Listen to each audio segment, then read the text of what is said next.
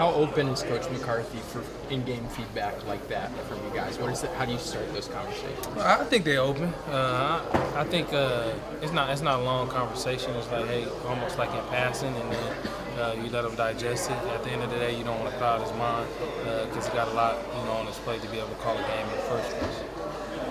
I know your confidence going into the game is tied to your preparation and game plan and health and all that, but Dak has such an outstanding record against the division.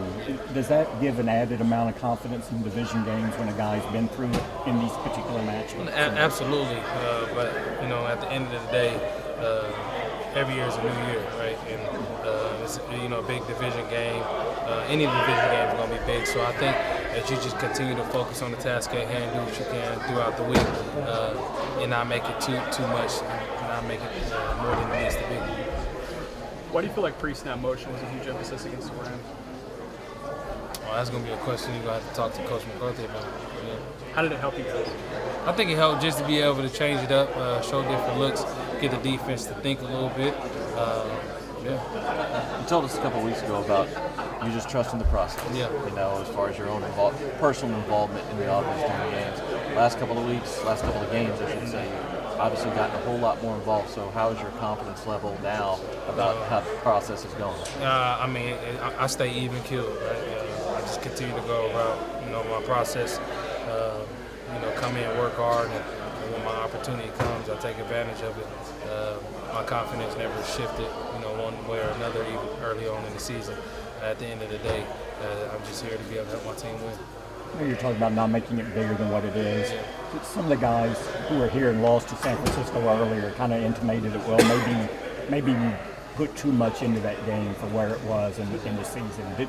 Did you get that sense at all? Or is their approach a little bit different this game because of what happened in San Francisco? We so many weeks, removed from San Fran. I really don't remember that. But I think that's just the message. Just go out there and be who we are. It's about us, not about anyone else. And it starts with our preparation throughout the week.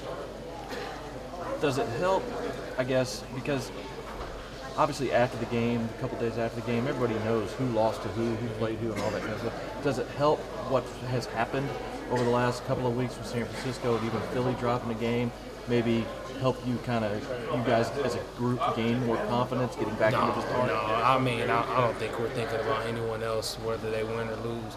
I think we're just focusing on what we got in front of us. And I don't think we look around the league, they lost. That boosts our confidence. I think that's what front runners do. I think we just continue to just focus on what we do in this building and let everything else take care of itself.